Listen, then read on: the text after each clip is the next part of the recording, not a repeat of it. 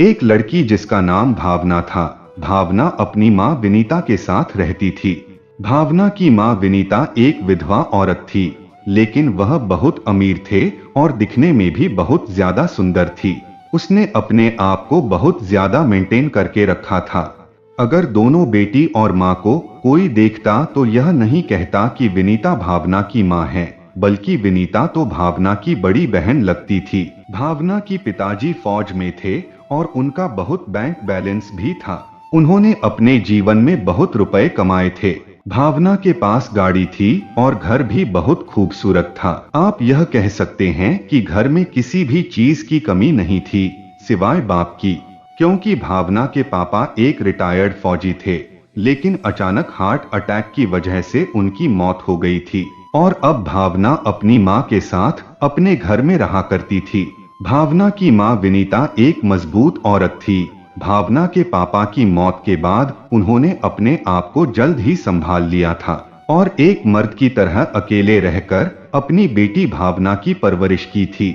उन्होंने भावना को पढ़ाया लिखाया था और उसकी हर जरूरत को पूरा किया था। भावना की माँ विनीता हर मुश्किल का सामना डटकर करती थी और अपनी बेटी की परवरिश में उन्होंने कोई कमी नहीं की थी। भावना एक बहुत ही शर्मीली और खुशमिजाज लड़की थी। भावना बहुत ही कमजोर थी। अगर उसे थोड़ी बहुत भी चोट लग जाए या वह बीमार हो जाती तो पूरा घर अपने सर पर उठा लेती थी। भावना को उसकी माँ ने बहुत लाड़ प्यार से पाला था। भावना शादी के लायक हो गई थी और जब भावना की माँ ने भावना के लिए लड़का ढूंढने के लिए सोचा, तब भावना ने अपनी माँ से कहा, माँ आपको लड़का खोजने की जरूरत नहीं है। मैं यूनिवर्सिटी में एक आदर्श नाम के लड़के से प्यार करती हूँ और मैंने तय कर लिया है कि मैं अब आदर्श से ही शादी करूंगी, क्योंकि आदर्श मुझे अच्छे से समझता है। वह मेरी पसंद और नापसंद को अच्छी तरीके से जानता है। यह बात सुनते ही भावना की माँ विनीता बोली, मीठी पसंद नापसंद तो एक अच्छा दोस्त भी जान जाता है, लेकिन यह तो तुम्हारी पूरी जिंदगी का सवाल है। तब भावना बोली, जी माँ मैं जानती हूँ, तभी तो मैं आदर्श से शादी करने के लिए कह रही हूँ। तब भावना की माँ बोली, अच्छा ठीक है, पर मेरी एक शर्त है, तुम शादी के बाद मेरे घर में रहोगी, ना कि आदर्श के घर में। तो भावना बोली, माँ मैं नहीं रहना चाहती, वैसे भी आदर्श सेटल हो चुका है। आदर्श के घर वाले गांव में रहते हैं। आदर्श पढ़ाई करने के लिए शहर आया था और अब उसने पढ़ाई कंप्लीट कर ली है और उसे एक अच्छी प्राइवेट कंपनी में नौकरी भी मिल गई है। इसलिए वह अब शहर में अकेले फ्लैट लेकर रहता है और शादी के बाद उसी फ्लैट में भी रहूंगी। यह बात सुनने के बाद भावना की माँ बोली, अच्छा बेटा ठीक है, तब तुम मुझे आदर्श से मिलवा आओ तो सही रहेगा। फिर अगले दिन भावना अपनी माँ को लेकर आदर्श के घर चली गई। आदर्श का घर देखकर भावना की माँ बहुत खुश हुई। फिर जब आदर्श से मिली तो और खुश हो गई, क्योंकि आदर्श एक हैंडसम और खूबसूरत लड़का था। इसलिए भावना की माँ अपनी बेटी की पसंद पर बहुत खुश हुई थी कि मेरी बेटी ने अपने लिए कितना अच्छा लड़का चुना है। फिर भावना की माँ ने एक अच्छी सी डेट देखकर भावना की शादी आदर्श से तय कर दी और कुछ दिनों बाद खुशी खुशी दोनों परिवार के साथ मिलकर उस डेट पर दोनों की शादी हो गई। भावना शादी के बाद आदर्श के फ्लैट में आदर्श के साथ रहने लगी और 1 महीने बाद ही भावना की प्रार्थना से ऊपर वाले ने उसको मां बनने की खुशियां दे दी और इस बात से आदर्श भी बहुत खुश था। पर भावना थोड़ी बीमार रहने लगी थी। आदर्श काम पर जाता और जब घर आता तो भावना को ठीक ना पाकर वह बहुत परेशान हो जाता था। आदर्श रोज रोज भावना की बीमार रहने से तंग आ गया था। वह जितना भावना के करीब जाने की कोशिश करता, उतना ही उससे दूर होता जा रहा था। एक दिन रात को अचानक भावना की इतनी ज्यादा तबीयत खराब हो गई कि आदर्श उसे अस्पताल लेकर गया और आदर्श ने भावना की माँ को भी फोन कर दिया। भावना की माँ अस्पताल आई और भावना को अपने घर लेकर चली गई और आदर्श से कहने लगी कि जब तक भावना की डिलीवरी नहीं हो जाती अब वह मेरी घर में ही रहेगी। तो यह बात सुनते ही भावना बोली, माँ मैं आदर्श के बिना नहीं रह सकती। भावना की माँ बोली, भावना तुम अपनी हालत देखो, क्या से क्या हो गई है और तुमको मोहब्बत की पड़ी है। आदर्श बोला, भावना माँ ठीक कह रही हैं। मैं तो दिन भर ऑफिस चला जाता हूँ। ऑफिस जाने के बाद तुम अकेली हो जाती है और इस हालत में तुम्हें अकेला छोड़ना ठीक भी नहीं होगा। और तुम अगर अपनी माँ के पास रहोगी तो तुम्हारी देखभाल बहुत ही अच्छे से हो जाएगी। भावना बोली, मोहब्बत की बात नहीं है, मैं चाहती हूँ आदर्श इस हालत में मेरे आसपास ही रहे। तब विनीता ने कहा, ठीक है बेटा, कोई बात नहीं, तुम आदर्श को बोलो कि अपना और तुम्हारा अपने घर से जरूरी सामान ले आए और आज से कुछ महीनों के लिए, जब तक तुम्हारी डिलीवरी नहीं हो जाती, तुम दोनों मेरे ही घर पर रहो। तब भावना बहुत खुश हुई और आदर्श घर गया और अपना और अपनी पत्नी भावना का जरूरी सामान लेकर अपनी सास के घर रहने लगा। अब भावना की तबीयत ठीक होने के बजाय दिन ब दिन खराब होती जा रही थी और इस खराब होती तबीयत को देख आदर्श अब और परेशान रहने लगा था। भावना बहुत ज्यादा चिड़चिड़ी हो गई थी। अगर आदर्श उसे हाथ भी लगाता तो भावना उसको खूब उल्टा सीधा सुना देती थी। आदर्श अपनी पत्नी की ऐसे बर्ताव से बहुत ज्यादा परेशान हो गया था। एक दिन आदर्श डाइनिंग टेबल पर बैठकर भावना की तबीयत के बारे में सोच रहा था कि अचानक आदर्श की सास आई और उसके कंधे पर हाथ रखकर कहने लगी, तुम यहाँ अकेले बैठकर किन सोचों में गुम हो। तब आदर्श कहने लगा, नहीं माँ, मैं तो बस भावना की तबीयत को लेकर थोड़ा चिंता कर रहा था। आदर्श, ऐसी हालत में लड़कियां हमेशा ऐसे ही बर्ताव करती है, तुम परेशान मत हो, सब ठीक हो जाएगा। आदर्श बोला, कब होगा? जब से भावना प्रेग्नेंट हुई है वह मुझसे ठीक तरीके से बात तक नहीं करती और अगर मैं उसको हाथ लगाने की कोशिश करता हूँ तो वह मुझे डांट देती। माँ जी, मैं उसका पति हूँ, कोई गैर मर्द तो नहीं। तो विनीता बोली, मैं समझ सकती हूँ आदर्श तुम्हारी परेशानी को, तुम किस तरह भावना से दूर रह रहे हो और आगे से अब तुम्हें मुझे माँ नहीं बल्कि मेरा नाम लेकर विनीता कहना है। यह बात सुनते ही आदर्श हंसने लगा और कहने लगा कि क्या आपको पता है, जब मैंने आपको पहली बार भावना के साथ देखा था तो मैंने आपको भावना की माँ नहीं बल्कि बड़ी बहन समझा था, लेकिन जब बाद में मुझे पता चला कि आप भावना की माँ है तो मैं बहुत हैरान हुआ। आप एक मॉडर्न औरत है और आपको कोई भी देखेगा तो मानेगा नहीं कि आपकी एक जवान बेटी भी है जो कि खुद माँ बनने वाली है। आप तो बहुत ही खूबसूरत लड़की है और आज भी आपके लिए लड़कों की लाइन लग जाएगी। इस तरह आपने अपने आप को फिट करके रखा है और आप जिस तरह ड्रेसिंग करती हैं, कोई आपको देखकर मानेगा ही नहीं कि भावना आपकी बेटी है। और मैं तो यह चाहता हूँ जिस तरह आप फिट हैं उस तरह भावना भी फिट रहे और आपकी तरह ड्रेसिंग करे। तब भावना की माँ बोली, अच्छा तो तुम्हें मेरी फिटनेस और ड्रेसिंग पसंद है? तो आदर्श बोला, जी हाँ, आज के दौर में हर कोई आप जैसी लड़की पाना चाहता है।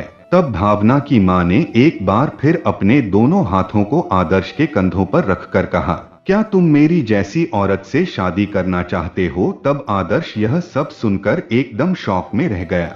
उसको समझ ही नहीं आ रहा था कि यह सब क्या हो रहा है।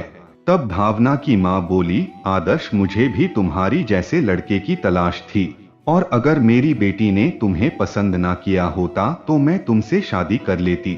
आदर्श यह बात सुनते ही बोला, माँ आप ये क्या कह रही हैं? तब विनीता ने आदर्श के मुंह पर अपना हाथ रखा और बोली, पहले तो तुम मुझे माँ कहना छोड़ो और दूसरी बात, इस वक्त तुम भी तन्हा हो और मैं भी। इस वक्त हम दोनों को एक दूसरे की जरूरत है आदर्श। यह बात सुनते ही आदर्श कुछ ना बोला और मर्द तो वैसे भी मर्द होता है, बस थोड़ी सी ढील मिलते ही वह अपनी हदें पार करने लगता है। और वैसे भी आदर्श अपनी सास को कोई जोर जबरदस्ती नहीं कर रहा था, वह तो खुद ही आदर्श के साथ रहना चाहते थे। कभी आदर्श के साथ बाजार जाती, कभी आदर्श के साथ घर के गार्डन में घूमती, या तो रात को घर के टेरेस पर खड़े होकर दोनों घंटों बात करते हैं। और रात को जब भावना सो जाती तो वह दोनों छुप छुप कर गार्डन में मिलने भी लगे थे। एक दिन की बात है, रात में जब अचानक भावना की आंख खुली तो उसने देखा मेरा पति तो कमरे में नहीं है। तब वह आदर्श को आवाज लगाने लगी और कमरे से बाहर आ गई। और जब भावना की माँ ने अपनी बेटी को गार्डन की तरफ आते देखा तो वह छुप गई। बस आदर्श वहां खड़ा था और जब भावना ने अपने पति से पूछा, आदर्श आप आधी रात को यहाँ क्या कर रहे हैं, सब कुछ ठीक तो है ना? तब आदर्श बोला, वैसे ही बस मुझे नींद नहीं आ रही थी तो मैंने सोचा लाओ गार्डन में चक्कर ही लगा लूं। भावना बोली, ठीक है अब कमरे में चलो, और भावना आदर्श को कमरे में लेकर चली गई। अपनी बेटी को ऐसा करते देख विनीता को बहुत गुस्सा आया और ऐसा कई दिनों तक चलता रहा। और कुछ महीनों बाद ही आदर्श की पत्नी भावना ने अब एक प्यारी सी बेटी को जन्म भी दे दिया था। पर बेटी होने से पहले ही भावना से छुपकर आदर्श विनीता से शादी कर चुका था। और अब बेटी होने के बाद तो भावना अपनी लाइफ में इतनी बिजी हो गई थी कि उसे अपने पति के घर आने और जाने की कोई खबर ही नहीं होती थी। एक दिन की बात है, विनीता ने आदर्श से कहा, आदर्श मेरे घर आओ, मुझे थोड़ी शॉपिंग करनी है। तब भावना बोली, माँ आज मैं और आदर्श अपनी ननद यानी आदर्श की बहन के घर जा रहे हैं, प्लीज आप बुरा मत मानिए, क्या तुम शॉपिंग करने अकेले ही चली जाएगी? विनीता को अपनी बेटी के मुंह से ऐसी बातें सुनते बहुत गुस्सा आया और विनीता शॉपिंग करने अकेले ही चली गई। और फिर जब आदर्श और भावना आदर्श की बहन के घर गए तो वहां पर आदर्श की सास उसे बार बार फोन करने लगी। और जब आदर्श ने फोन उठाया तो विनीता ने कहा, तुम भावना को अपनी बहन के घर छोड़कर मेरे पास आ जाओ। आदर्श ने ऐसा ही किया और आदर्श ने भावना से कहा, भावना ऑफिस से अर्जेंट कॉल आया है, मेरा जाना बहुत जरूरी है, तुम यहीं रुको और जब मैं रात को ऑफिस से वापस घर के लिए लौटूंगा तो मैं यहाँ से तुम्हें साथ लेकर जाऊंगा।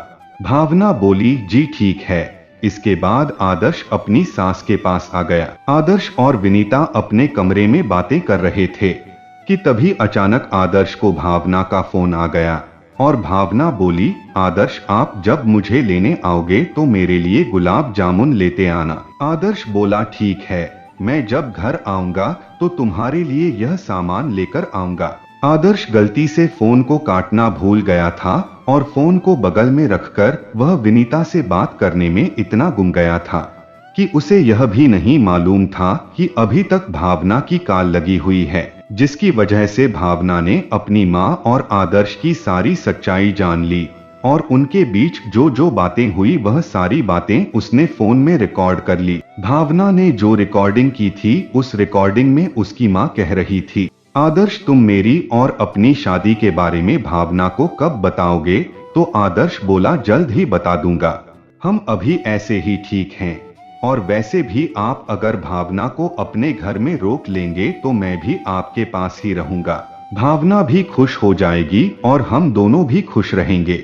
आदर्श यह बात करके हंसने लगे। भावना ने जब यह बातें सुनी तो उसे बहुत गुस्सा आया और वह उसी वक्त घर चली आई और घर आकर आदर्श से पूछने लगी कि तुम्हारा और माँ का ये चक्कर कब से चल रहा है। यह बात सुनते ही आदर्श की आवाज शकपका गई और वह भावना से झूठा वादा करते हुए कहने लगा कि भावना तुम ये कैसी बातें कर रही हो, मैं तो सिर्फ तुमसे ही प्यार करता हूँ। तब भावना बोली, अच्छा तुम कितने अच्छा नाटक कर लेते हो। उसके बाद भावना ने फोन में उसकी सारी रिकॉर्डिंग सुनाई जो उसने कॉल पर रिकॉर्ड की थी। वो रिकॉर्डिंग सुनते ही आदर्श गुस्से में आ गया और अपनी बेटी के गले पर उसने चाकू रख दिया और भावना से कहने लगा, जल्दी से इस रिकॉर्डिंग को डिलीट करो, नहीं तो मैं इसकी गर्दन काट दूंगा। इतने में ही पुलिस आ गई। बात ये थी कि जब भावना आदर्श की बहन के घर से अपने घर आई थी तो उसने पुलिस को फोन करके सारी बातें बता दी थी, इसलिए वह अपने घर पुलिस को साथ लेकर आई थी। फिर पुलिस ने आदर्श के हाथ से बच्ची को छुड़ाया और आदर्श को गिरफ्तार कर लिया। उसके बाद लेडीज पुलिस ने भी भावना की मां विनीता को भी गिरफ्तार कर लिया और दोनों को जेल में डाल दिया। उसके बाद भावना बहुत रोई, यह मेरे साथ क्या हुआ, मेरे ही पति के साथ मिलकर मेरी मां ने खुद अपनी बेटी का हंसता खेलता घर बर्बाद कर दिया। तो दोस्तों ये कहानी आप लोगों को कैसी लगी है कमेंट करके जरूर बताइएगा। धन्यवाद।